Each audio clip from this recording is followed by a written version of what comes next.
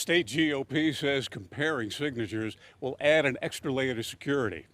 But critics say it does nothing for election integrity, and all it does is suppress the vote.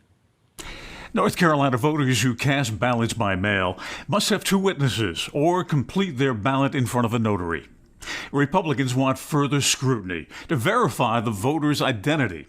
The party wants local election boards to compare signatures on absentee ballots with the signatures on voter registration forms. And that really is of concern to us. It makes it harder for people to vote. The League of Women Voters in the Piedmont Triad objects to the proposed signature check. President Mary Ellen Shiflett says that North Carolina elections are already secure and voters are already following the law to cast mail-in ballots.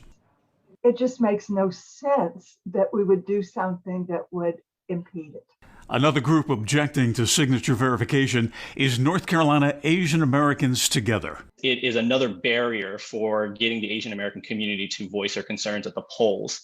A spokesman for the group says that verification is subjective and would hurt election participation among Asian American voters. The rise of anti-Asian hate during the pandemic really drove a lot of the absentee ballots that Asian Americans were using.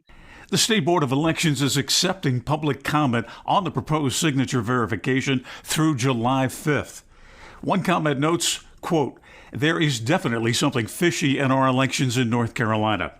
This is not difficult. We will stop the stealing of our elections."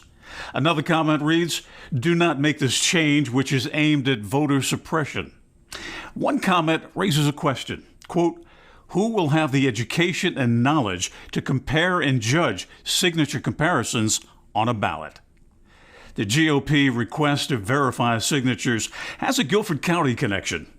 Jerry Branson, a candidate for county commissioner at large, is identified as an aggrieved party in the request. Branson won his recent primary with more than twice as many mail-in votes as his opponent. But in 2020, he lost his seat to a Democrat who received more than twice as many mail-in votes as Branson did. The State Board of Elections is expected to rule on the signature verification sometime in mid-July. In Greensboro, I'm Bill O'Neill, WXII 12 News. One criticism of comparing someone's signature is that signatures can change over time. Take a look at Bill's signature. On the left is one he wrote yesterday. The one on the right is his signature from 1995, which is what the Board of Elections currently has on file. You can draw your own conclusion from what they look